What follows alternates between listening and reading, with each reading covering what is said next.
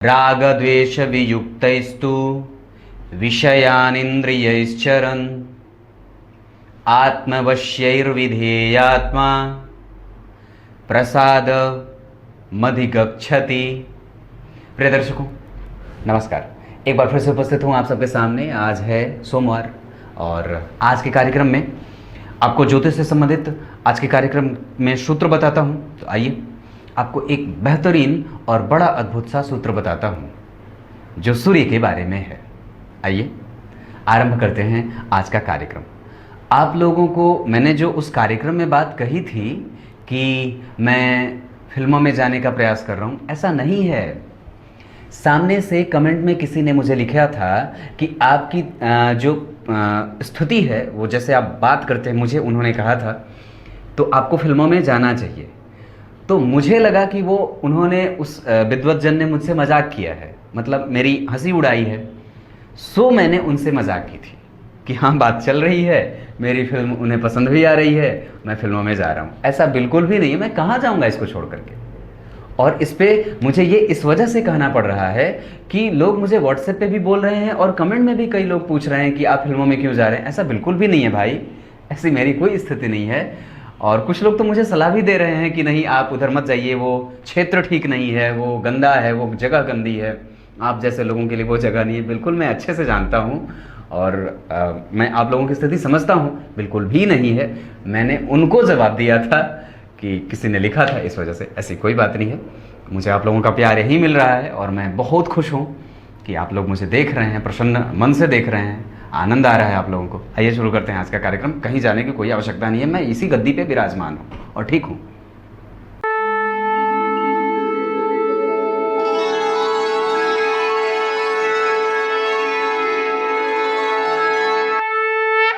आइए अब आपको सीधे मुद्दे पे लेके आता हूँ। विषय ये है कि आपकी कुंडली में सूर्य जहां भी बैठे हों वहीं पे आपकी आत्मा विराजमान है। मतलब अगर सूर्य जहां भी कुंडली में 12 भावों में, ये लग्न चार्ट है और लग्न चार्ट में सूर्य जहां भी, ये पहला भाव है, कुंडली का पहला भाव ये होता है, दूसरा ये, तीसरा, चौथा, पांचवां, छठा, सातवां, आठवां, नवां, 10वां, 11वां और 12वां, ये पहला भाव और यहीं से कुंडली का गिनना शुरू होता है। इन भावों में विभिन्न राशियां बनी होती हैं। जैसे किसी एक भाव में कोई एक अंक लिखा होगा, वही उस अंक के अधिपति उस भाव के अधिपति होते हैं। ये तो बात मैं हर बार बताता हूं, क्योंकि मुख्यतया लोगों को जिनको ज्योतिष समझ में नहीं आती है वो यही कहते हैं पता नहीं कौन कौन सा भाव क्या कहलाता है। तो भाव यहां से गिनना शुरू होता है और जन्म कुंडली में 12 भाव होते हैं। ये बात समझ में आ गई। तो जन्म कुंडली में जहां भी सूर्य बैठे हों, जहां भी सूर्य बैठे हों और सूर्य के बारे में अगर आपकी कुंडली में स्थिति सूर्य की अच्छी है, वो आपकी कुंडली में एक अच्छे भाव के अधिपति बनते हों। अच्छे भाव के अधिपति बनने का मतलब क्या है कि इन 12 भावों में से कम वो छठे के, 8वें के, 12वें के और तीसरे के, साथ ही साथ दूसरे के भी कभी कभी अधिपति ना हो तो ये सूर्य के लिए अच्छी बात होती है। साथ ही साथ वो एक अच्छे भाव में बैठे हों। अच्छा भाव कौन सा है? लग्न हो गया, चतुर्थ हो गया, सप्तम हो गया, दशम हो गया, मतलब केंद्र में बैठे हों, पंचम में बैठे हों, त्रित्रिकोण यानी कि नवम में बैठे हों, लाभ में बैठे हों, ये स्थिति। और उसके बाद ये पराक्रम में बैठे हों। तो ये स्थिति भी कुंडली में सूर्य की स्थिति को, अगर पराक्रम में बैठे हो तो अपनी राशि के बैठे हो तब तो अच्छी बात है, या फिर मित्र की राशि में बैठे हो तब तो और भी अच्छी बात है। तो कहने का मतलब है कि सूर्य अगर जिस भी भाव में बैठे हों उसके मतलब और उसके बैठने का तात्पर्य ये होता है कि वो आपकी आत्मा जो है ना वो वहीं पे विराजमान है। कहने का तात्पर्य अगर 10वें भाव में सूर्य बैठ जाएं तो आपकी आत्मा आपके पिता में विराजमान होती है और पिता के साथ संबंधों को वो मजबूती देते हैं। अगर लग्न में विराजमान है व्यक्ति की आत्मा उसके शरीर में ही स्थित होती है। अब इसको अलग मत लीजिएगा, मतलब वो छटका हुआ नहीं है, वो विस्तृत है, अपने आप में ही स्थित है, मजबूत है, वो महत्वाकांक्षी होगा, श्रेष्ठ होता है। अगर चौथे में बैठ जाए तो माता के साथ अगर बेहतरीन स्थिति में बैठा है तो माता के भाव में या माता में उसकी आत्मा बसती है, उससे प्रेम होता है। ये है। तो अगर जन्म कुंडली में सूर्य जहां बैठे हैं तो सूर्य चूंकि किसके कारक होते हैं? सूर्य होते हैं पिता के कारक। पिता के कारक कहने का मतलब क्या है? पिता के कारक कहने का मतलब है कि आपके पिता के बारे में अगर जो चीज भी देखनी होगी ना, उसके लिए हम कुंडली में सूर्य की स्थिति को देखेंगे। बस मैं साधारण भाषा में आपको समझाने का प्रयास करता हूं हमेशा ही कि जन्म कुंडली में अगर किसी भी जातक के पिता के बारे में अगर कोई भी फलादेश करना हो या पिता की स्थिति को और पिता के वास्तविक समस्या को या फिर उनकी स्थिति को समझना हो तो जन्म कुंडली में सूर्य की स्थिति को देख लीजिए। अगर वो कमजोर होकर के बैठे हों, अति शत्रु के हो रहे हों, मृतप्राय हो रहे हों या वृद्ध हो रहे हों, नवमांस में अच्छे भाव में ना बैठे हों, तो इसका मतलब है कि व्यक्ति की आत्मा कमजोर है, वो निंदनीय कृत्य कर सकता है और उसके पिता के साथ संबंधों को तरोताजगी या तरोताजा होने में वक्त लगता है। उस घाव पे मरहम लगाने में बड़ी दिक्कत होती है और फिर व्यक्ति और पिता के और पुत्रों के साथ जो संबंध होते हैं वो थोड़े कमजोर से होते हैं। ये बात है।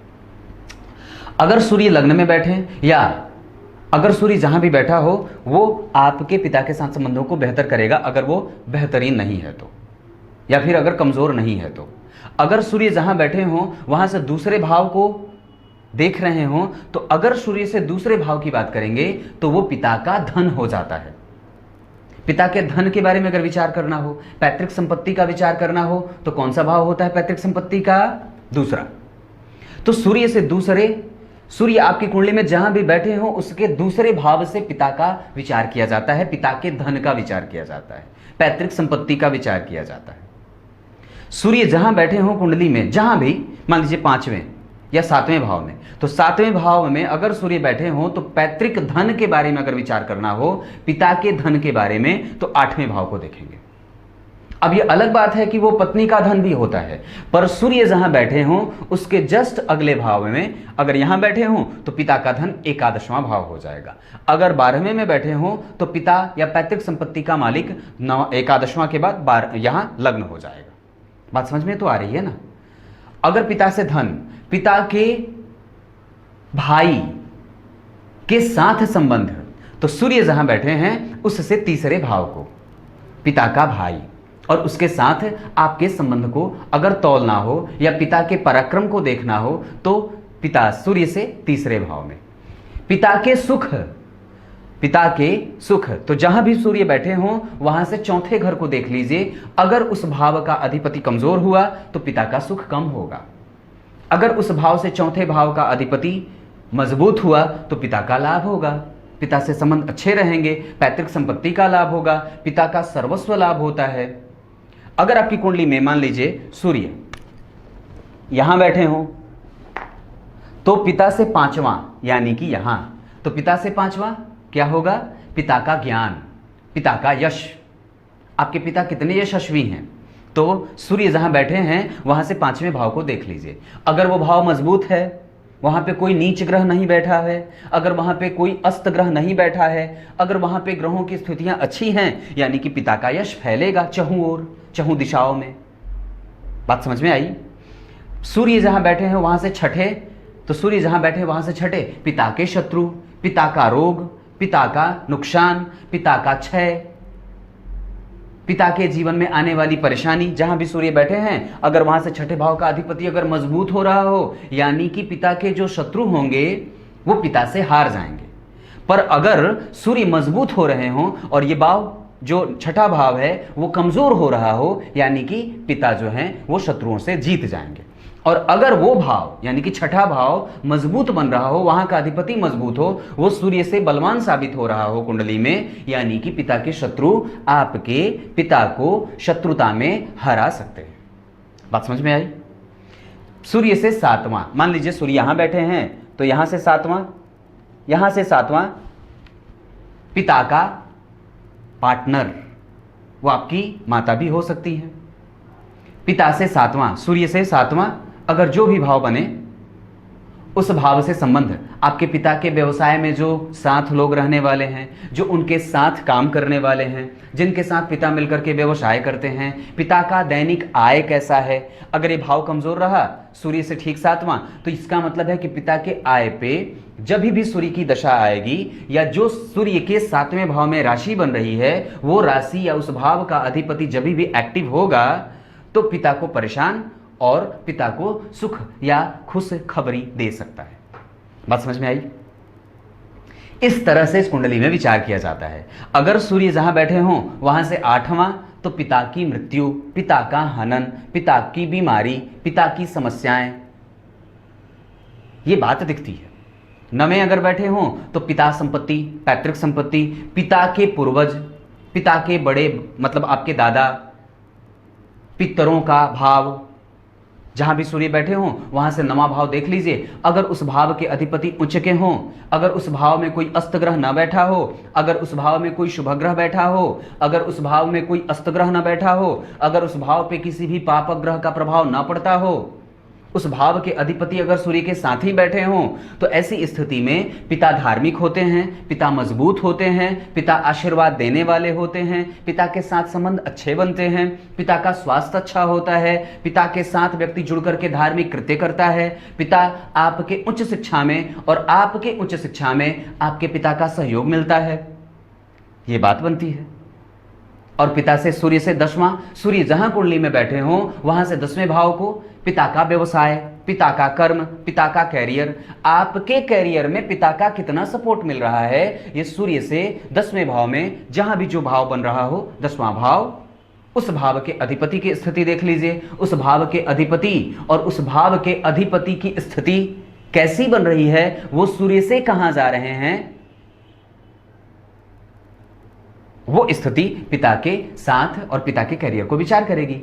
अगर सूर्य जहां भी आपकी कुंडली में बैठे हैं वहां से एकादशवां भाव, जैसे सूर्य यहां बैठे तो 1 2 3 4 5 6 7 8 9 10 11, तो सूर्य से एकादशवां, अगर कोई पापग्रह यहां बैठ जाए, कोई अस्त ग्रह यहां बैठ जाए, कोई भी नीच ग्रह बैठ जाए, किसी भी ग्रह की नीच दृष्टि यहां पड़ती हो, या फिर कोई उच्च ग्रह बैठ जाए, कोई खराब या पापी ग्रह यहां बैठ जाए, या इस भाव का अधिपति अगर कमजोर होता हो, यानी कि पिता के लाभ को वो कम करेगा, पिता को मेहनत ज्यादा करनी पड़ेगी और फिर उनके जीवन का लाभ थोड़ा मिनिमाइज हो जाता है।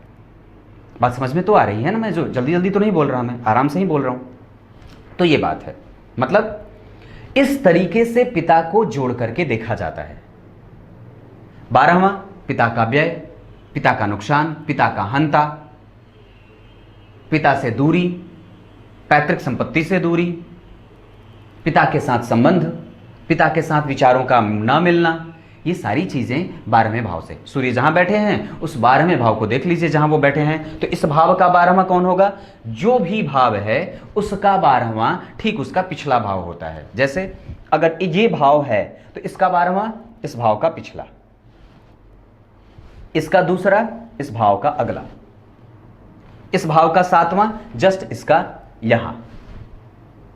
बात समझ में आई? तो ये बात कुछ इस तरीके से सूर्य की कुंडली में स्थिति देख करके उसके साथ विभिन्न भावों का तादात्म्य बना करके सूर्य और पिता दोनों एक ही होते हैं। ये जो पिता आपके सामने खड़ा है ना, वो साक्षात नारायण का प्रतिनिधि है, और क्या पता वो नारायण ही साक्षात हैं।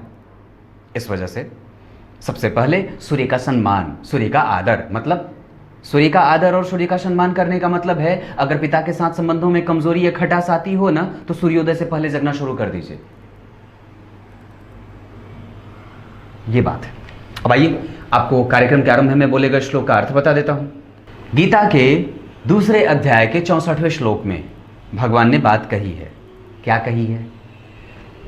भगवान ने बात कही है, जो व्यक्ति राग और द्वेष से मुक्त हो जाता है, मुक्त हो जाए, उसमें और उसकी किसी की आसक्ति ना रहे, अगर चीज़ें मिल जाएं तो भी कोई दिक्कत नहीं है, और अगर मुक्त हो जाए उससे या फिर वो चीज़ उससे परे चले जाए तो भी कोई दिक्कत नहीं है।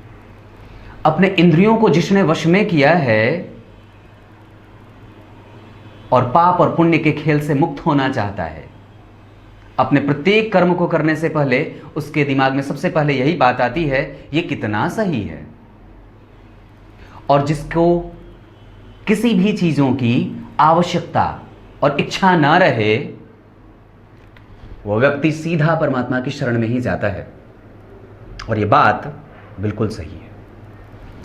कुछ इसी तरीके से आज के कार्यक्रम का समापन करें, तब तक के लिए इजाजत दीजिए। ये बात आपको समझ में आ जानी चाहिए। सूर्य जहां वहां से पहला, सूर्य जहां वहां से दूसरा, सूर्य जहां वहां से तीसरा, सूर्य जहां वहां से चौथा, पांचवां, छठा, सातवां, आठवां, नवां, 10वां, 11वां, 12वां। तब तक के लिए इजाजत दीजिए। कल एक बार फिर से उपस्थित होंगे आप सबके सामने। तब तक के लिए बहुत बहुत नमस्कार।